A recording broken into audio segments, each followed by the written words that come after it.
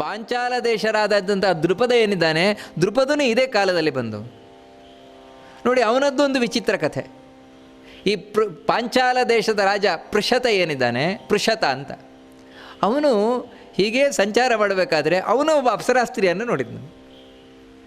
ಅಪ್ಸರ, ಯಾಕಂದರೆ ಅಪ್ಸರಾಸ್ತ್ರೀಯರು ತುಂಬ ಸುಂದರಿಯರು, ಮಹಾ ಸುಂದರಿಯರು ಕಾಣಿಸ್ಕೊಳ್ತಾರೆ ಕೆಲವು ಸಲ. ಯಾಕಂದರೆ ಏನೋ ಕಾರಣದಿಂದ ನೋಡಿದ ಕೂಡಲೇ ಅವನ ರೇತಸ್ಸು ಕೆಳಗೆ ಬಿದ್ದು ಬಿಡ್ತದೆ. ಹಿಂದಿನ ಹಾಗೇನೆ ಇದು ಕೂಡ. ಅಂದರೆ ನೋಡಿ, ಇಲ್ಲಿ ನಾವು ಇದೆಲ್ಲ ಯಾಕಾಗುತ್ತೆ ಅಂತ ಹೇಳಿದರೆ, ಈ ಕೃಪಾಚಾರ್ಯರು ಕೂಡ ಅಯೋನಿಜರು ಅಂತ ಹೇಳಿದ್ರೆ ಅಮ್ಮನ ಹೊಟ್ಟೆಯಿಂದ ಬರಲಿಲ್ಲ, 9 ತಿಂಗಳಿದ್ದು ಬಂದವರಲ್ಲ. ದ್ರೋಣಾಚಾರ್ಯರು ಅಯೋನಿಜರು, ಅವರು ಅಮ್ಮನ ಹೊಟ್ಟೆಯಲ್ಲಿದ್ದು ಬಂದವರಲ್ಲ.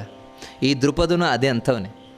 ಆದರೆ ಈ ಪೃಷತ ರಾಜನಿಗೆ ಏನಾಯಿತು ಅಂತ ಹೇಳಿದ್ರೆ, ಯಾವಾಗ ವೀರ್ಯ ಕೆಳಗೆ ಬಿದ್ದುಬಿಡ್ತು, ನಾಚಿಕೆಯಾಗಿ ತನ್ನ ಪಾದದಿಂದ ಅದನ್ನು ಮುಚ್ಚಿಕೊಂಡ್ಬಿಟ್ಟು ನಾನು.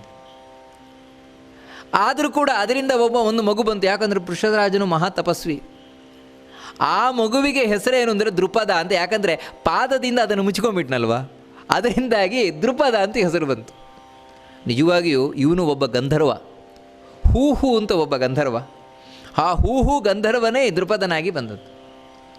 ಇವನು ಪಾಂಚಾಲ ದೇಶ ರಾಜ. ನಿಜವಾಗಲೂ ಈ ದೃಪದ ಹಾಗೂ ದ್ರೋಣ ಇವರಿಬ್ಬರು ಬಹಳ ಮಿತ್ರರು. ಯಾಕಂತ ಹೇಳಿದರೆ ಇವರಿಬ್ಬರು ವಿದ್ಯಾಭ್ಯಾಸ ಮಾಡಿದ್ದು ಅವರ ಈ ಭರದ್ವಾಜರ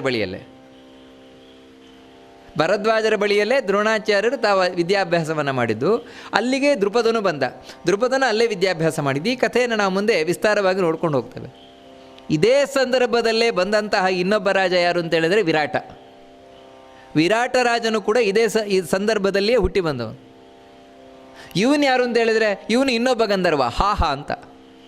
ಹೂಹು ಎನ್ನುವ ಗಂಧರ್ವ ದೃಪದ ರಾಜನಾದರೆ, ಹಾಹ ಅಂತ ಗಂಧರ್ವ ಏನಿದ್ದಾನೆ ಅವರು ವಿರಾಟ ರಾಜನಾಗಿ. ಅಂದರೆ ಇಲ್ಲೇ ಪಾಂಡವರು ತಾವು ಅಜ್ಞಾತವಾಸವನ್ನು ಮಾಡಿದ್ದು ವಿರಾಟ ರಾಜನ ಬಳಿ.